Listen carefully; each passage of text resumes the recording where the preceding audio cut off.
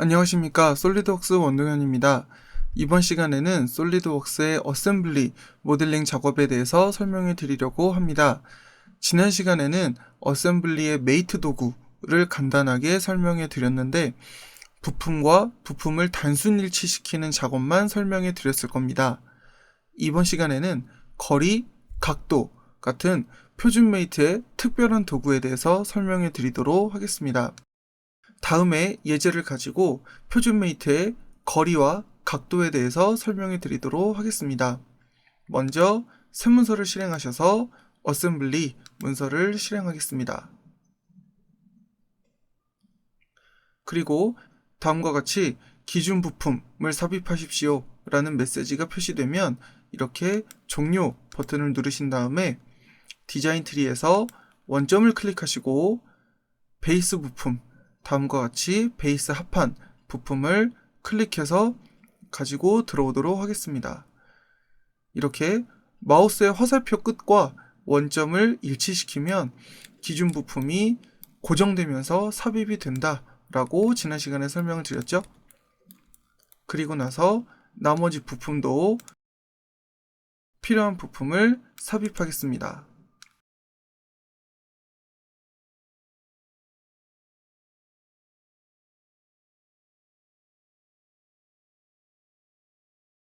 연결핀 부품은 이렇게 3번 클릭해서 총 3개의 부품을 삽입하겠습니다.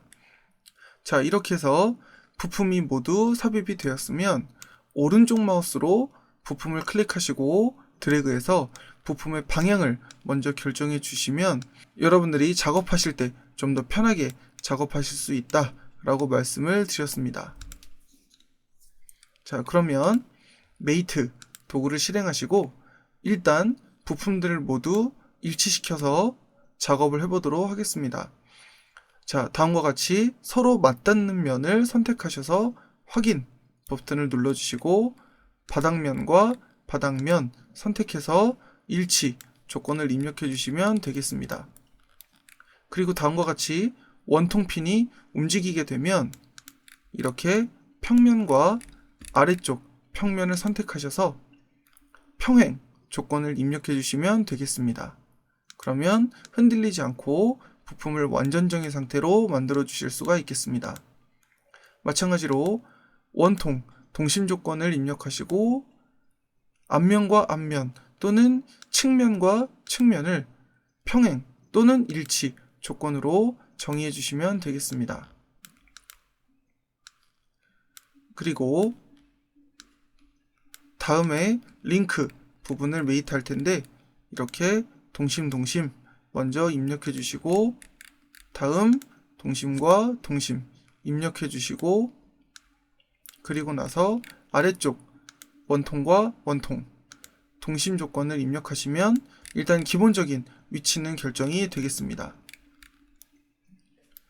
그리고 여러분들께 한 가지 팁을 드리자면 키보드에서 컨트롤 키를 누르신 다음에 자판의 바로 위에 있는 숫자 1번, 2번, 3번, 4번 버튼을 누르시면 이렇게 뷰에 관련된 단축키를 활용하실 수가 있겠습니다. 또는 스페이스바를 누르시면 이렇게 방향 팝업 창이 표시가 되는데 이 스페이스바를 사용한 방향을 사용하시거나 또는 컨트롤 1, 컨트롤 2 등의 단축키를 사용하시면 좀 더 정확한 방향에서 어셈블리 작업을 진행하실 수가 있겠습니다. 자, 그러면 저는 근처로 가지고 와서 일치 조건으로 메이트를 만들어 보도록 하겠습니다. 이 면과 이 면, 서로 닿는 면을 선택해서 일치 조건을 입력하시고 그리고 안쪽도 마찬가지로 서로 닿는 면과 닿는 면을 선택해 주도록 하겠습니다. 그러면 위쪽 부분은 자연스럽게 센터, 중간점이 완성이 되겠습니다. 그리고 나면 손잡이를 뒤쪽에 꽂아줄 텐데 먼저 닿는 면과 닿는 면 선택하셔서 일치 조건을 입력하시고 원통과 원통, 동심을 입력하시면 이렇게 손잡이 부분도 조립하실 수가 있습니다. 그리고 핀 부품은 각각의 위치에 하나씩 조립해 주시면 되겠습니다. 원통과 원통 확인 눌러주시고 앞면과 앞면 맞춰서 입력해 주시면 되겠습니다. 나머지 부분도 같은 방식으로 서로 닿는 면만 맞춰서 선택해 주시면 자동으로 메이트 조건이 들어가게 되겠습니다.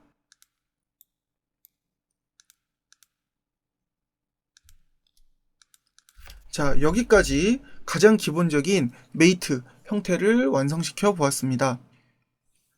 다음으로 거리 메이트를 입력해 보도록 하겠습니다. 다음의 어셈블리는 프레스 어셈블리가 되겠습니다. 이렇게 손잡이를 움직일 때 아래쪽 상판이 하판과 만나게 되는 그런 구조가 되겠습니다. 그러면 상판과 하판의 거리값을 한번 메이트로 정의해 보도록 하겠습니다.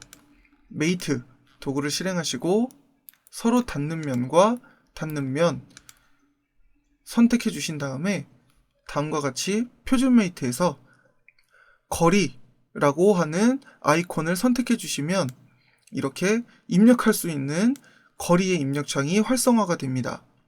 이곳에서 60 한번 입력해 보도록 하겠습니다. 그러면 선택한 면과 면 사이의 거리는 60만큼 떨어진 상태에서 고정 상태가 되겠습니다. 이렇게 해서 거리 메이트를 입력하실 수가 있고, 또한 입력한 거리 메이트를 잠시 오른쪽 마우스를 클릭해서 기능 억제 아이콘을 눌러서 다시 움직이게 만들어 놓으신 다음에 이번에는 각도 메이트를 사용해서 다시 한번 부품을 정의해 보도록 하겠습니다. 메이트 도구를 실행하시고 각도가 발생하는 요소를 선택해 주시면 되는데, 각도를 발생시키는 요소는 면과 면을 선택하시거나 또는 다음과 같이 모서리와 모서리를 선택하시면 얼마든지 각도를 입력하실 수가 있겠습니다. 왼쪽 옵션 창에서 각도 아이콘을 선택하셔도 되지만 이렇게 팝업 창이 표시되는 곳에서 각도 버튼을 선택하시면 다음과 같이 각도 입력 창에서 각도를 입력하시면 이렇게 입력한 각도에 맞춰서 부품이 조립되는 것을 확인하실 수가 있습니다. 여기에서 각도 메이트의 팁을 한 가지를 설명을 해드리자면, 제가 삭제 후에 다시 작성을 하면서 팁을 설명해 드리겠습니다. 각도 메이트를 입력하실 때 모서리와 모서리 또는 면과 면을 선택해서 각도를 입력한다 라고 설명을 드렸습니다. 그런데 이곳에서 각도를 입력하실 때 다음과 같이 130도 같은 큰 각도를 입력했는데 이렇게 좁아지는 형태, 즉 반전의 형태가 나오실 때는 왼쪽 옵션에서 치수 뒤집기 또는 메이트 반대 맞춤 버튼을 선택하셔서 여러분이 입력한 각도와 선택하신 위치에 맞춰서 부품이 움직이는지를 미리 보기로 체크를 하실 수가 있겠습니다. 즉, 여러분이 입력하는 숫자에 따라서 어셈블리가 한 번에 움직이는 경우도 있고 방금 전처럼 틀어지는 경우도 발생할 수 있습니다. 이럴 때는 당황하지 마시고 치수 뒤집기 또는 메이트 맞춤 옵션을 사용하셔서 여러분들이 원하는 형태로 부품이 움직이는지를 확인하신 다음에 메이트를 확정해 주시면 되겠습니다. 또는 필요 없는 메이트는 디자인 트리에서 메이트 항목을 펼치신 다음에 오른쪽 마우스를 클릭하셔서 삭제 또는 기능 억제 작업을 하신 다음에 다음 작업을 진행하시면 되겠습니다. 이렇게 해서 가장 기본적인 거리 메이트와 각도 메이트에 대해서 설명해 드렸습니다. 여러분의 작업물에 활용해서 사용해 보시기 바랍니다. 감사합니다.